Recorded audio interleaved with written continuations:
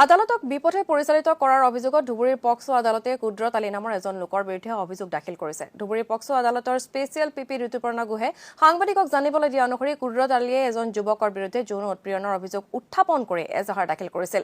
কিন্তু পৰৱৰ্তী সময়ত লোকজনে সেই অভিযোগ খঙৰ বশৱৰ্তী হৈ এজাহাৰ দাখিল কৰা বুলি আদালতক স্বীকাৰোক্তি দিয়ে। বিভ্ৰান্তিকৰ স্বীকাৰোক্তিৰ বাবে কুদ্ৰত আলীৰ বিৰুদ্ধে ধুবুৰী মুখ্য ন্যায়িক দণ্ডাধীশৰ আদালতত গোচৰ ৰুজু কৰা হৈছে।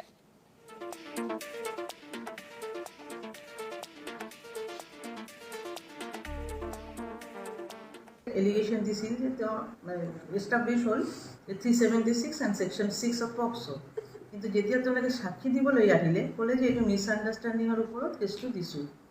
তেওঁ এতিয়া একুইটেল পালে। এইটো একুইটেল ভাৰ্ডিক্টটো আহিলে 14/3/2024 তাৰিখত আৰু তেওঁক তেতিয়া ৰিলিজ কৰিলোঁ আমি একিউজটোক।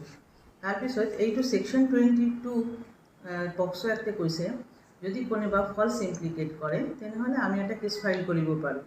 And the purpose of the POCSO Act to কি হল একটা সমাজের একটা ভালোর কারণে তো ফলস ইমপ্লিকেশনের কারণে একটা মানুষ হ্যারাস হল তো বেলত জামিনত জেলত থাকিলে তার পার্সোনাল লিবার্টি ইয়ে হল এইটু পারপাসত লৈ পেলাই আমি ম্যাডামে আমার POCSO জাজ ডিস্ট্রিক্ট অ্যান্ড সেশন POCSO জাজ তোর অ্যাজ পার ল বেঞ্চ অ্যাসিস্ট্যান্টক রেফার করিলে এম্পাওয়ার করিলে যে একটা কেস লঞ্চ করার কারণে।